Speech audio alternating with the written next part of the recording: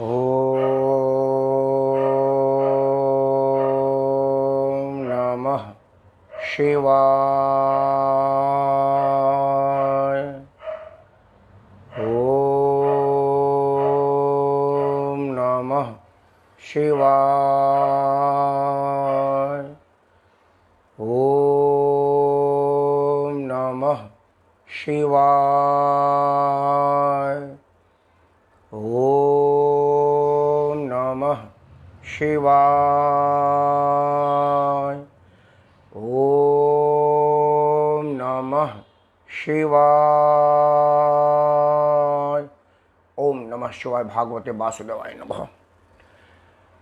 सावन के इस पवित्र महीने में भगवान भोलेनाथ का आशीर्वाद आप और आपके परिवारजनों पर हमेशा बना रहे। भगवान भोलेनाथ से यही प्रार्थना करते हैं। मित्रों, आज का बात बड़ा महत्वपूर्ण है। आज मर्यादा पुरुषोत्तम भगवान श्री राम के पवित्र जन्मभूमि पर बनने वाले विशाल भव्य मंदिर के भूमि पूजन पर बाला साहब ठाकरे हिंदू हृदय सम्राट के पुत्र के तरफ से अशोभनीय टिप्पणी आई है, अशोभनीय सुझाव आया है। उस पर चर्चा करने से पहले, चूँकि मैं उत्तर प्रदेश का हूँ, दिल्ली में रहता हूँ, तो मेरे लिए अपना जन्मभूमि और कर्मभूमि दोनों का मान सम्मान सुरक्षा बड़ा ज़रूरी है। वैसे तो मैं समस्त देश और दुनिया का सम्मान चाहता हूँ, लेकिन समस्त देश में कहीं ममता है, कहीं माया है, कहीं केजरीवाल है, कहीं ओवैसी है और कहीं पर बवाल है। तो हम तो सिर्फ प्रभु से आशीर्वाद ही मांग सकते कि हे प्रभु, हमारे भारत माता पर अपना कृपा बनाए रखें इन लोगों के रहते हुए भी।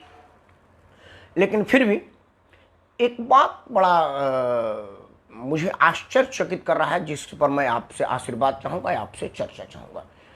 उत्तर प्रदेश में अनायासी टूटपूंजी अपराधियों की संख्या तुरंत वारदात बढ़ गई। 2-4-5 दिनों में आपने ना बड़ी हल्के किस्म का अपराध देखा होगा। अपराध क्या?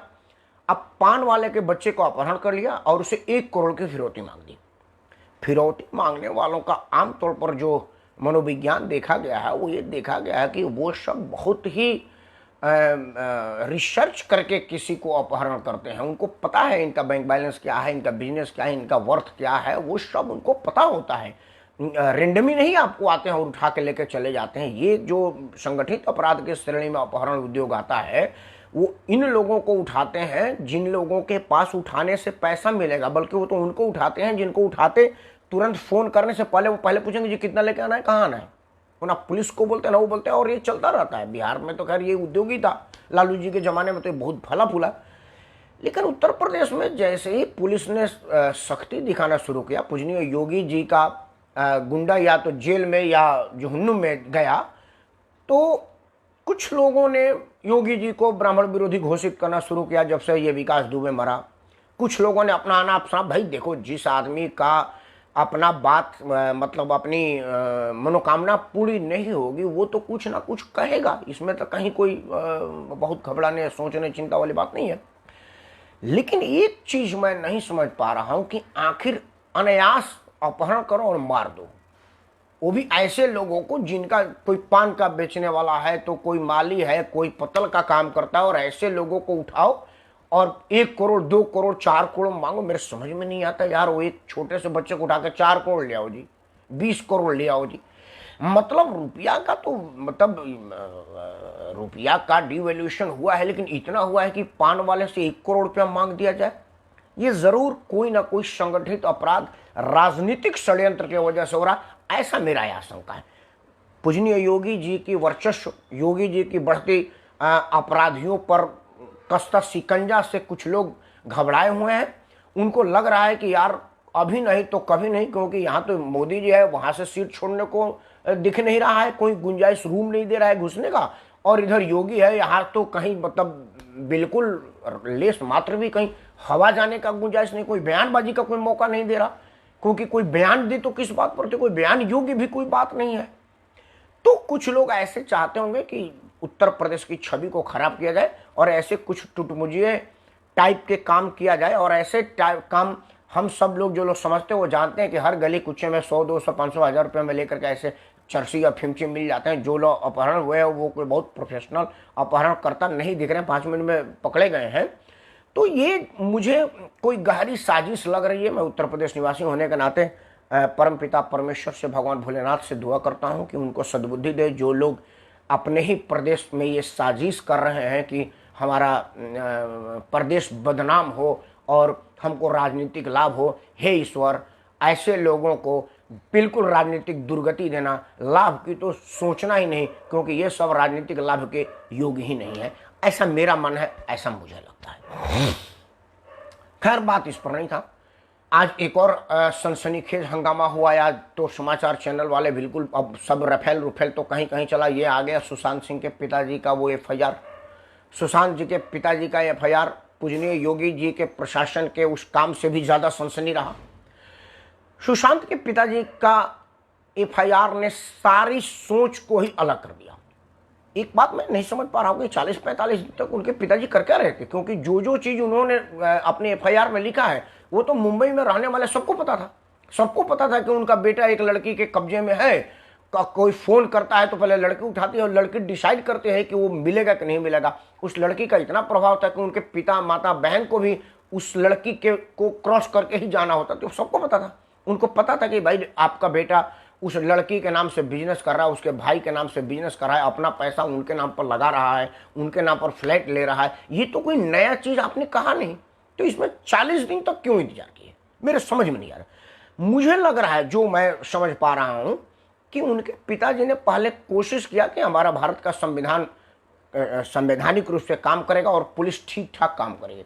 लेकिन उनके पिताजी को एक चीज समझ में नहीं, सीधे साधे बिहार के आदमी है ना, पूर्वांचल के लोग बहुत सीधे साधे होते हैं, वो ये बात नहीं समझ पाए कि मुंबई फिल्म इंडस्ट्रीज के विरुद्ध मुंबई के नेता, अफसर, माफिया, पुलिस नहीं एक्शन ले सकता। असल में क्या है, वहां पर मुंबई के जो फिल्म इंडस्ट्रीज के रंगीन रातें होती है ना, उसमें कई लोग नकाब पहन करके हमारे नेता, अफसर, माफिया, बड़े बड़े धंधा सेठ जाते हैं, जिनकी रातें रंगीन होती हैं, दिन आलिशान होता है। वो सब मुंबई के उन ग्रे शेड का असर है। और जो आदमी उत्कोच लेगा, वो आदमी फेयर कैसे हो सकता है? हो ही नहीं सकता। उत्कोच किसी भी रूप में लिया जा सकता है। कोई जरूरी नहीं है कि धन ही का उपयोग हो, धर्म के रूप में भी उत्कोच लिया जा सकता है। और मुंबई इंडस्ट्रीज में काम करने वाले स्ट्रगलर जो लड़के लड़कियां हैं, वो धन और धर्म दोनों देने के लिए तैयार रहती हैं। मजबूरी में कुछ लोग, कुछ जरूरी में, कुछ लोग दबाव में। और ये सब वहाँ के लोकल कॉकस इस सब का दोहन करते हैं। तो लग ही नहीं रहा। एक हीरोइन ने तो बता ही दिया था कि आदित्य ठाकरे, जो कि बाला साहब ठाकरे के नाती हैं, उद्धव ठाकरे के बेटा हैं, वो एक फिल्म में जो कि कहता ही है कि मैं वो हूँ, उसके साथ उनका दोस्ताना है। अब जब उन लोगों में दोस्ताना है, तो ऐसे दोस्ताना वाले से किस तरह की फेयर की उम्मीद करती है? जिसका मंत्री दोस्त है, उसके विरुद्ध कैसे कोई एक्शन लिया होगा? मुझे लग रहा है कि उनके पिताजी को ऐसा ही लगा होगा, इसलिए उन्होंने कहा होगा कि भाई जो चीज़ मुझे मालूम है, जो फैक्ट मालूम है, उसको हम FIR के माध्यम से दर्ज करा दें और इस बात पर जांच हो। लेकिन उस जांच ने दो तीन चीज़ों को खोल दिया। कई फिल्म इंडस्ट्रीज में लोग अपनी राइवलरी को, मतलब अपनी निजी दुश्मनी को सुशांत के माध्यम से पूरा करना चाहते थे। कुछ लोग अपनी लड़ाई को सुशांत के कंधे पर रख करके उनके चिता पर बल के, को तो बेचारा रहा नहीं, तो उसके मृत चिता पर रख करके टारगेट फायर कर रहे थे। वो सब का सब धत्ता हो गया। अब मुंबई पुलिस को चाहिए कि वो जिस दिशा में काम कर रही थी ना, वो भाई भतीजाबाद, वो माफिया की दखलंदाजी, फिल्मों में काम लेना और फिर बाद में किसी दबाव में उसको हटा देना, इस विषय को ना छोड़े, उसको जांच करती रहे। और जो पटना पुलिस गई है, वो पटना पुलिस उस एंगल पर जांच करे कि उनके लड़के को किस तरह से बंगाल के काला जादू के अंदर फंसाया गया और क्या क्या झेलना पड़ा। वो तो सीधा सीधा बैंक से पैसा निकला है, वो तो बैंक से पैसा गया कहाँ है, आया कहाँ, वो साफ दिख जाएगा। और रिया चक्रवर्ती से पूछा जाएगा कि भाई फिल्म इंडस्ट्री में तेरा योगदान महेश भट्ट के गोद में बैठ करके जिलेबी खाने का अलावा और क्या है, उस बता। और इतना पैसा तेरे पास महेश भट्ट जिलेबी खिला के तो देगा नहीं, क्योंकि महेश भट्ट तो उतना बढ़िया कमीन आदमी है जो अपने बेटे को लिप लाप करता हुआ फोटो डालता है। तो तू तो उसकी बेटी भी नहीं है, तो जो गोद में तेरे को जिलेबी खिला रहा है, वो जिलेबी खाते में इतना पैसा दे दिया कि तू इतनी बड़ी एसेट्स खड़ा कर ली। ये बड़ा आसान है पटना पुलिस के लिए समझने में। और मुझे लग रहा है कि पटना पुलिस सक्षम है, इस एंगल पर जांच करेगी और जरूर ये बात साफ हो जाएगा। लड़का तो अब वो रहा नहीं, लेकिन हाँ, आगे कोई इस तरह की सिचुएशन ना आवे, एक नज़ीर पेश हो ये सुशांत का हत्या है या आत्महत्या है, ये तो जांच का विषय है। मैं नहीं कह सकता कि वो हत्या है कि आत्महत्या है। लेकिन हाँ, जिस तरह से भगत सिंह ने पार्लियामेंट में बम फोड़ करके फांसी पर चढ़ गए थे, इसलिए कि सोती हुई जनता को जगाई जाए, और उनका उद्देश्य था कि जो हमारी जनता आज़ादी के लिए सो रही है वो कम से कम मेरे फांसी से जग जाएगी। हमारे हुक्मरान ने, जो तब के हुक्मरान थे, उनके कानों में आवाज़ डालने के लिए पटाखा छोड़ा था। उसी तरह से बिल्कुल भगत सिंह जैसा क्रांतिकारी कदम सुशांत सिंह राजपूत का साबित हो कि एक सुशांत का आत्महत्या बॉलीवुड को साफ कर दे और वहाँ फेयर काम हो, मतलब जो एलिजिबल हो उसको काम हो और जो मेहनत करे उसको इनाम हो, तब जा करके उसकी उस आत्महत्या या हत्या सार्थक होगा, जिसका कोई मतलब हमारे मन पर। मैं तो यही दुआ करता हूँ कि सुशांत के आत्मा को भगवान शांति दिए ही होंगे, ज़रूर दे, और मुंबई इंडस्ट्रीज में बनी हुई गंदगी को ख़त्म करें, ये मेरी दुआ है। बात मुंबई की चली है तो अब मुंबई के ही बैठने वाले उद्धव ठाकरे पर चर्चा हो। आज वो एक घोर ही आपत्तिजनक बयान दिए हैं। हालांकि कई लोगों ने वो आपत्तिजनक बयान दिया, लेकिन ओवैसी को तो मैं सीरियस लेता ही नहीं। ये लोग सीरियस है भी नहीं, दुनिया जान चुके हैं ओवैसी की कली खुल चुके हैं, ओवैसी किसकी स्क्रिप्ट पर बोलते हैं। मुझे ओवैसी के बोलने से कोई चिंता नहीं। मैं बड़ा चिंतित हूं कि उद्धव ठाकरे बाला साहब ठाकरे के बेटा हैं, जरूर है, मैं कुछ और मत सोच लीजिएगा, लेकिन क्या वो उद्धव ठाकरे बाला साहब ठाकरे के वारिस हैं? इस विषय पर जरूर चर्चा होना चाहिए, क्योंकि बाला साहब ठाकरे उद्धव ठाकरे में तो कोई कहीं उनकी राजनीति में दिख नहीं रही है। जब भी मैं उद्धव ठाकरे को मुंह खोलते देखता हूं तो मुझे गुलाम नबी का वो बयान आ जाता है। गुलाम नबी का राज्यसभा में, मुझे पहले लगता है कि गुलाम नबी बोल रहे हैं, उद्धव ठाकरे से पहले गुलाम नबी पार्लियामेंट में बोला था कि ये नया नया मुसलमान हुए हैं इसलिए प्याज ज़्यादा खा रहे हैं। असल में उनको प्याज खाने से मतलब नहीं है, उनको ये है कि सामने वाले को हमारे मुंह पेट के अंदर की बदबू जाए और वो बदबू से ये पता कर सके। वीरेंद्र बहादुर सिंह जी, आप कैमरा पर आना चाहते तो हैं, बट एक्चुअली आप आ नहीं पाते हैं, मेरा कैमरा डिस्टर्ब हो जाता है।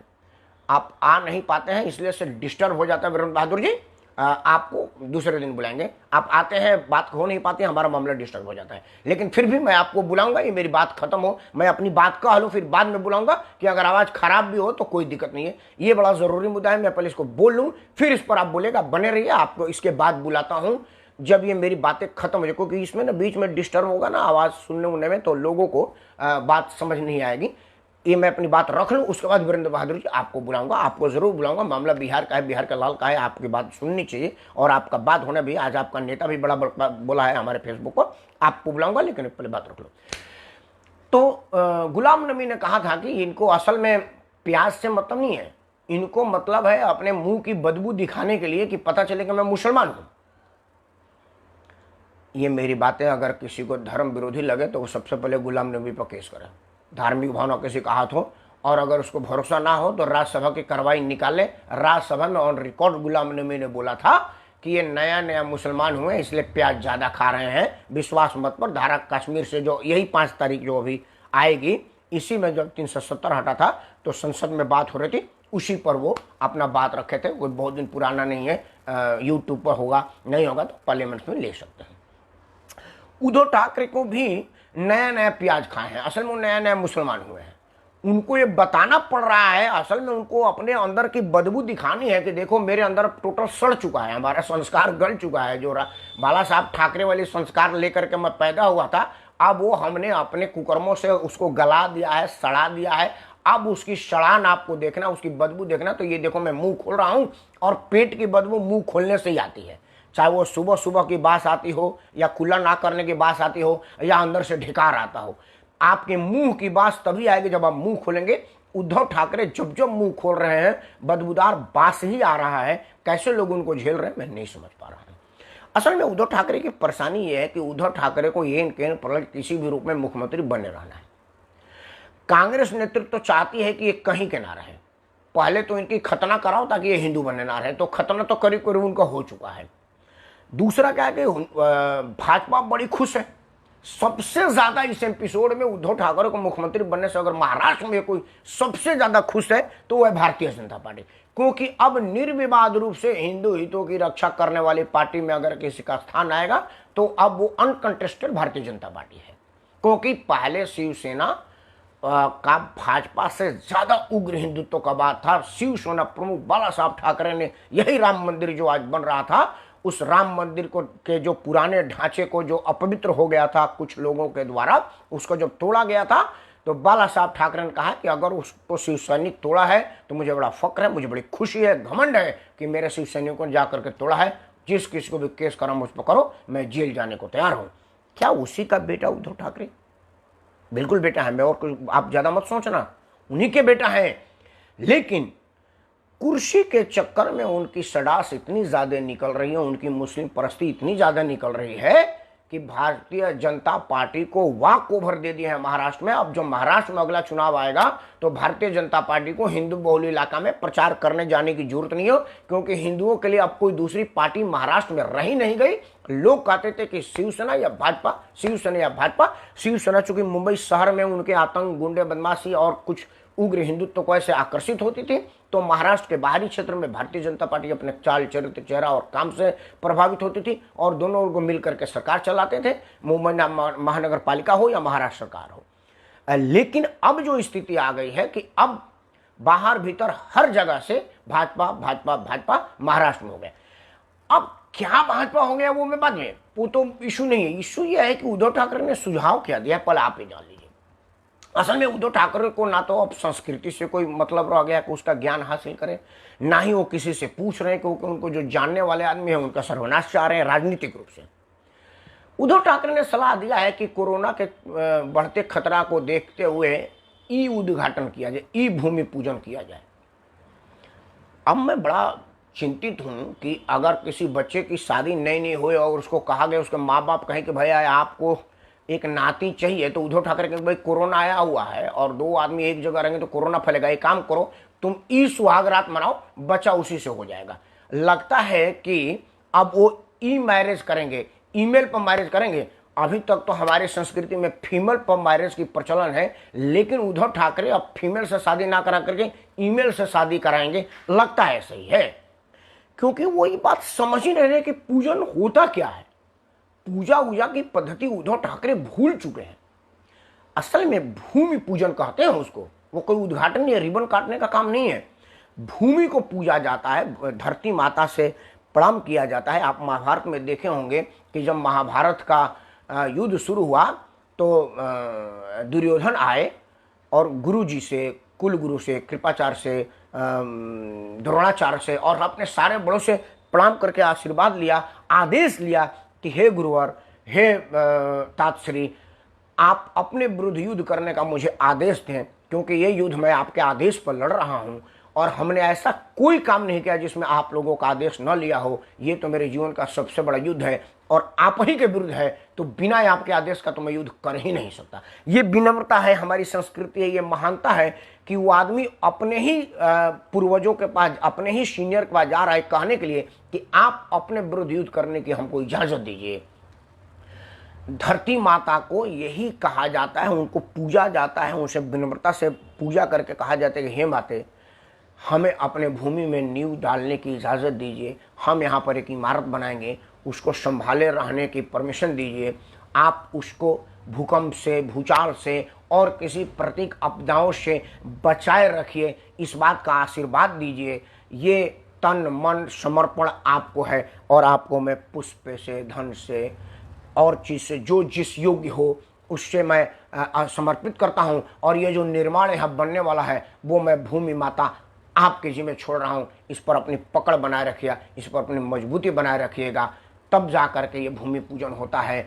अब उद्धव ठाकरे समझ ही नहीं रहे हैं कि दिल्ली से मोबाइल से बोलेंगे भूमि को करके, hello you are earth speaking, yes yes I am Narendra Modi, prime minister of India, I wish to inform you that I will be going to grind you and, तो भर्ती में अबे क्या बोल रहा है भाई, ऐसा तो होगा नहीं। ना ही यहाँ से कहा कि अहम प्रधानमंत्री रस्तु अहम धरती माते नींव खुदंती, ऐसा तो कुछ हो नहीं सकता ना। तो उद्धव ठाकरे या तो अपने संस्कार भूल गए हैं, या इतना न उनको उनके कोटरी ने उनका दिमाग वाश कर दिया है, या सीट की लालच में इतना परेशान हो गए हैं कि उनको अपनी संस्कृति का भी ज्ञान नहीं है कि भाई पूजा किसको कहते हैं और उद्घाटन किसको कहते हैं। ये कोई बने बनाए पुल का उद्घाटन नहीं है कि इंटरनेट से हो जाएगा, वर्चुअल हो जाएगा। ये कोई रैली नहीं है, ये धरती माता का पूजा करना है और वो जाके ही होगा। आप अपने माता पिता का पूजा नज़दीक जाकर के पाँव से छूते हैं, ईमेल पर नहीं कर दे कि हमने आपको प्रणाम किया, ये व्हाट्सएप पर भेज दो। व्हाट्सएप पर पूजा नहीं होता। तो उद्धव ठाकरे जी, आप सबसे पहले तो मैं परमपिता परमेश्वर से प्रार्थना करूंगा कि आपके अपराधों को क्षमा करें। भोलेनाथ अवघड़दानी हैं, आशुतोष सबका कल्याण करते हैं, आपका भी कल्याण करें। और सबसे पहले तो मैं प्रार्थना करूंगा भोलेनाथ से कि हे भोलेनाथ, सबसे पहले उद्धव ठाकरे की घर वापसी कराइए। उनका घर वापसी बड़ा ज़रूरी है। वो मुख्यमंत्री बने रहे, हमको उससे कोई एतराज़ नहीं है, लेकिन मुख्यमंत्री से ज़्यादा ज़रूरी है कि उद्धव ठाकरे का घर वापसी हो। हम आप सबसे भी विनती करते हैं कि आप सब लोग भोलेनाथ पर जब बेलपत्र चढ़ाने जाए, भांग धतूरा चढ़ाने जाए, दूध के छाक का चढ़ावा करने जाए, तो अपने परिवार सुख शांति के साथ साथ उद्धव ठाकरे की घर वापसी की मन्नत जरूर मांगिएगा, क्योंकि घर वापसी की मन्नत ना मांगेंगे तो उद्धव ठाकरे जैसा आदमी अब हमारे हाथों से निकल चुका है, ईश्वर कहाँ कहाँ ले जाएंगे, ये कटी पतंग जैसी स्थिति हो गई। बिल्कुल उसी तरह से जिस तरह से आज पाकिस्तान ने गिलानी को निशान दिया है। अब वो किस बात का निशान दिया ये तो पाकिस्तान ने जाने, क्योंकि जैसे ही गिलानी जी ने यहाँ से अपने सारे क्रियाकलापों पर क्षमा मांगते हुए नरेंद्र मोदी की बढ़ती दबाव और आतंकवाद के फंडिंग की सारे स्रोत को बंद हो जाने से छटपटाने लगा कि भाई अब फंड भी नहीं आ रहा है, पत्थरबाजों को पैसा कहाँ से दें, अपनी खर्चा उर्चा कहाँ से चलाएं। मोदी जी ने चारों तरफ का रास्ता बंद कर दिया है। तो उन्होंने कहा कि भैया मैं सारे जिम्मेवारियों से मुक्त होता हूँ, क्योंकि अब मैं किसी काम के योग्य ही नहीं हूँ, मोदी जी की वजह से ये सब मेरे से संभव नहीं है। पाकिस्तान ने कहा कि जब तू संभव ही नहीं है तो तेरे को अपना निशान दे देते हैं, ताकि भारत के लोग कम से कम तेरे पर तो पत्थर मांगे कि रहता भारत में है और निशान पाकिस्तान से लेके आ रहा है। हालांकि आम पब्लिक को तो पता ही है कि आप पाकिस्तान के खैरखा है। आप अपने बयानों में, प्रेस कॉन्फ्रेंस में, अपने क्रियाकलापों से तो बताते ही रहते हैं कि आप पाकिस्तानी हैं। लेकिन पाकिस्तान ने कहा कि यार कई लोग भूल गए होंगे, तो अब इनको निशान दे दो ताकि पूरे समाचार पर चले। और ये पत्थर जो 5-5 रुपये देकर के हमारे सेनाओं पर मारते थे, अब वही वाले बिना पैसे में इन पर मारेंगे, कम से कम थूकेंगे, धिकारेंगे, लालत मलात भेज देते, जैसे मैं कह रहा हूँ। तो उसी तरह से उद्धव ठाकरे को भी लगता है कि कुछ ऐसा निशान जख्म के रूप में उनको उनके सहयोगी ने दिया है, जिसे वो छटपटा रहे हैं। भोलेनाथ से मैं प्रार्थना करूंगा कि हे भोलेनाथ, आप तो अवघड़दानी हैं, आप तो देते वक्त सोचते भी नहीं कि आपने किसको क्या दे दिया, आप तो देने के लिए मशहूर हैं। कृपया उद्धव ठाकरे को अभयदान दीजिए और उनका घर वापसी का वरदान दीजिए, ताकि उद्धव ठाकरे वापस आवे और बाला साहब ठाकरे के उसी उरूज को, उसी शान को परचम लहरावे। तब जा कर के उद्धव ठाकरे और उसके परिवार का मान सम्मान बढ़ेगा, जो पहले से बढ़ा हुआ है। आज का मुद्दा यही था मित्रों। आज का सबसे बड़ा अफसोसजनक मुद्दा था कि उत्तर प्रदेश में योगी जी के बढ़ती प्रशासनिक क्षमता, शक्ति, अपराधियों के खौफ से कुछ साजिशतन छोटे मोटे अपराधियों से बड़ा कांड करवाया जा रहा है, ताकि हमारे उत्तर प्रदेश के योगी जी का नाम बदनाम हो। ये साफ साफ समझ में आ रहा है। दूसरा मुद्दा था कि आज 40 दिन के बाद ही सही सुशांत सिंह राजपूत के पिताजी ने अपना एक FIR दर्ज कराया है। उसके दर्ज कराने से सारी सिनेरियो बिल्कुल बदल गई, बिल्कुल पलट गया है। अब तक जिस दिशा में जांच हो रहा था, लोगों की मंतव्य आ रहे थे, उससे बिल्कुल अब दूसरे तरफ हो गया है। ये एक सोचने वाली बात है। और तीसरा, उद्धव ठाकरे के लिए तो मैं सिर्फ भोलेनाथ से प्रार्थना करूंगा राम जन्मभूमि निर्माण के लिए। मैं 5 बार राम राम कहता हूँ, आज 2 बार ज़्यादा 7 बार कहूँगा कि हे श्री राम, जय श्री राम, जय श्री राम, जय श्री राम, जय श्री राम। ये तो रूटीन का है। और 2 बार मैं उद्धव ठाकरे के लिए कह रहा हूँ, जय श्री राम, जय जय श्री राम। उद्धव ठाकरे का करो कल्याण, घर वापसी का दो वरदान। जय हो।